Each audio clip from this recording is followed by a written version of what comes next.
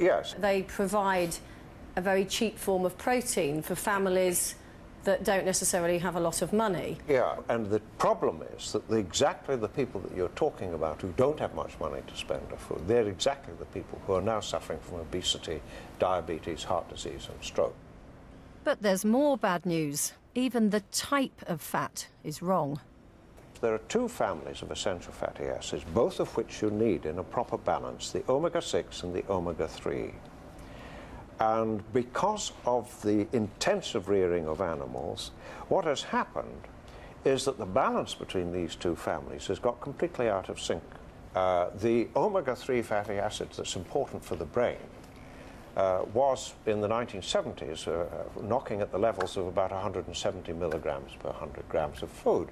There's only 20 in these. So it's been sliced sevenfold. But the interesting thing is that people in the National Institutes of Health in the United States, Joe Hibble in particular, is now blaming the rise in mental ill health amongst young people on precisely this shift in the ratio of the balance between these fatty acids. So cheap chicken is fatter than it used to be, but the British Retail Consortium insist that chicken meat remains a nutritious part of the British diet and complies with all UK and European regulations. At least roast chicken isn't in a box, yet more and more of what we're being sold these days is just that. Over the last decade or so, it's the aisle that's grown like a broiler bird. Welcome to the world of the supermarket ready meal. That, to me, that's a crime against humanity.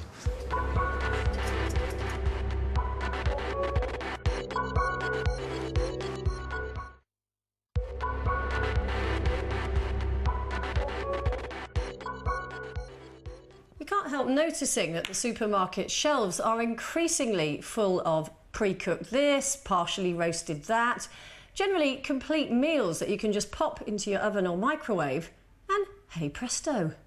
Yes, the ready meal is taking over the aisles.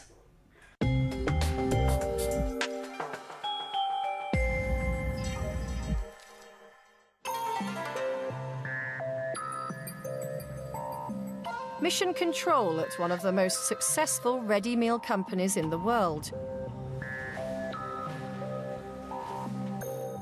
You'll find their curries in supermarkets up and down the high street. And this is Sir Ghulam Noon. Churning out ready meals has lifted him into the Sunday Times rich list. He's made 50 million from them. But according to him, the person who really benefits is the harassed housewife. It has actually broken the shackles of the housewife from the kitchen. The housewife can go to work, and now today, and most important thing is that it is a safe product to eat. This is food as industrial process. High quality ingredients, additive free, and all the latest machinery. Any factories which produces the ready meals in this country, the factories are brilliant. In terms of the microbiologies are checked, and the super services, super machinery, etc. And they are absolutely not only delicious, but they are safe to eat. Because it is, the ready meals are actually made in the environment, which is a unique environment nowadays. It's completely aseptic factories are there. Noons were one of the first out of the blocks, but pretty soon all the supermarkets were onto the ready meals bandwagon themselves. But more doesn't necessarily mean better. When you look at the label on the back of a ready meal, the vast majority of them are made with what's cheapest for manufacturers to use. And the quality is often really poor. You're paying for extra additives, you're paying for added water, huge amounts of sugar and salt. Lamb casserole will have kind of 10 different types of sugar on the back. Well, what's that doing there? It's because they're not real ingredients giving real flavour. But that is added value food, and that's very profitable for them. I'd really rather not eat them. It's a market that's grown by more than 60% in the last 10 years or so, almost as much as the claims for their products. Take this Sainsbury's Taste the Difference Moroccan chicken with apricots and pine nuts. Pairing sweet fruit with spices in the time-honoured Moroccan style gives this dish the exotic, warming flavours of a tagine. I think supermarkets in Britain have really grown by exploiting the gap, that knowledge gap between the food producer and the consumer. And that's where they've made their money. And they've succeeded because we know so little about food, we don't know any better. So if someone says to us something that is blatantly ridiculous, like, here is a ready meal that was cooked in a factory and trucked all around Britain, and it tastes much better than anything that you could cook at home, we actually believe that. Now, most Europeans would say, come off it, you've got to be joking. It won't, it can't. We asked Raymond Blanc to try a typical supermarket ready meal, bœuf bourguignon from Asda. Voilà. Okay, that bœuf bourguignon has got a very, very strong colour. Let's have the smell of it. Yeah, you go for it. Oh my God. Very intense. That to me, that's a crime against humanity. It's a crime against food. When I came in the 70s in England, yes, that's what I would do, but now you don't expect. Oh, it's horrendous. It's absolutely, it's jammy, it's messy, it's chemical. You can feel the chemicals right the way through, no? It's, wow. Just take one each. So Raymond would clearly have no problem spotting a ready meal, but would our average shoppers be able to? It's done food, only. After a little persuasion, he agreed to knock up a bœuf bourguignon of his own to see if they could tell the difference. Now I'm going to mix those two together. Wow, look at that. Then the one, wow. Oh. Well, Raymond's obviously very keen on healthy ingredients, and so are the supermarkets, because their product planners have discovered that health sells.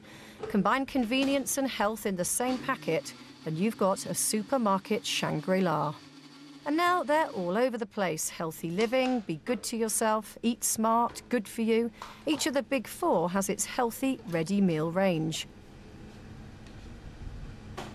But just how good for you are they? We asked Staffordshire Trading Standards to check out some of the claims. In most cases, the healthier option type styled product did contain less fat than the standard product, and that's a good thing, and that's what we'd expect. But in some cases, it would contain the same amount of fat as the standard product, and in one or two cases, it actually contained more. Take these chicken dippers from Sainsbury's Blue Parrot range for children. They actually have more fat per 100 grams than the equivalent adult product. And this good-for-you lasagna from Asda has less fat than Asda's ordinary lasagna. But that's because it's got less meat. It's just 14% meat instead of 23%. That's one way of cutting down your fat intake, I suppose. These healthy meals seem to have plenty of helpful nutritional information on the packets, but you need to know what it all means. Take salt, for example. It's not universally true that if you buy a healthy option meal, you necessarily get a reduced salt meal. We have here a healthy living jambalaya, which claims to be 3% fat, 477 calories, which on analysis found to be true. If you look at the back of the label for the full information, it points out that a serving of this product would give me the 477 calories, but would also give me 3.8 grams of salt.